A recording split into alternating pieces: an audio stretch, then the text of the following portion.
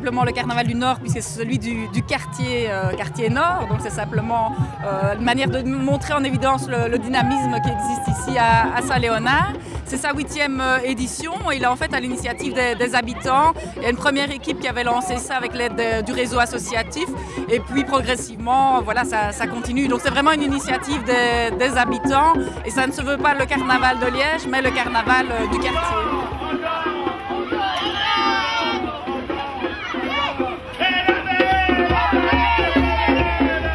La particularité de ce carnaval, il y a un folklore qui s'est construit au fur et à mesure. Mais aussi, c'est un carnaval qui est assez libre, c'est-à-dire que dans le cortège, toute personne déguisée est invitée à participer à la parade. Donc ça reste très ouvert. Il n'y a pas de thème non plus, mais il y a un folklore qui s'est installé progressivement donc à travers toute une série de personnages.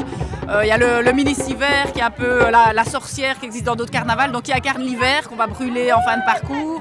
Il y a Léon Chinis qui est le fils caché de Tchanchet qu'il a eu avec une femme du quartier, on ne sait pas très bien qui, et qui est assez ingénieux et en général aide les enfants du quartier à attraper le ministre. Et progressivement, ce folklore s'enrichit, notamment avec la participation des écoles du quartier qui ont notamment créé une bande dessinée sur le carnaval l'année dernière. Et à l'origine aussi, on a un peu cherché dans le quartier, il y a longtemps, il y avait déjà un carnaval où les gens se déguisaient avec des sacs de patates. Donc on a introduit aussi cette idée de patates. C'est pour ça qu'il y a la reine des patates, ou qu'on l'apatatise, le ministre, on le lapide à coups de patates. Donc c'est carnaval du Nord, carnaval des patates. Un peu, il a les deux appellations.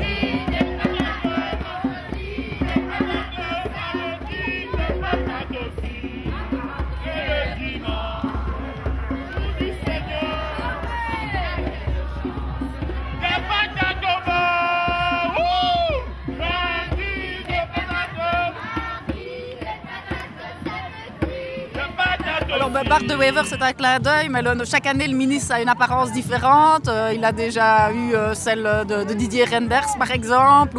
Mais bon, c'est pour incarner finalement à la fois le monde politique, mais surtout aussi à la fois une catharsis, quoi. Donc il est accusé de tous les maux. Il y a eu le procès mardi.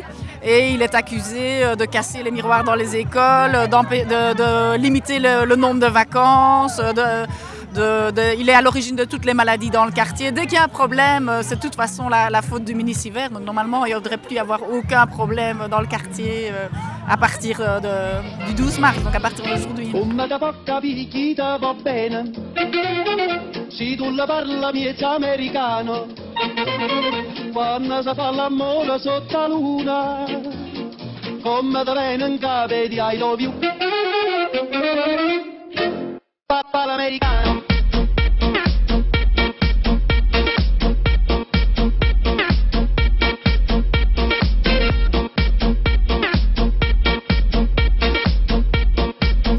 C'est une manière de concentrer toutes les énergies négatives, de les relâcher, mais surtout de faire la fête. C'est plutôt l'idée de rassembler et que chaque habitant du quartier se sente vraiment invité, convié. C'est aussi un carnaval, un élément important où tout est gratuit. Donc voilà, là, évidemment, il ne faut pas payer pour participer au défilé. On va distribuer des chocolats chauds et des crêpes à la fin du cortège. Tout ça, c'est gratuit. Le théâtre de marionnettes, c'est gratuit. Donc à part, il y a des bars qui permettent de rentrer des fonds pour les prochaines éditions. Mais sinon, tout c'est basé vraiment sur la gratuité et la participation de chacun.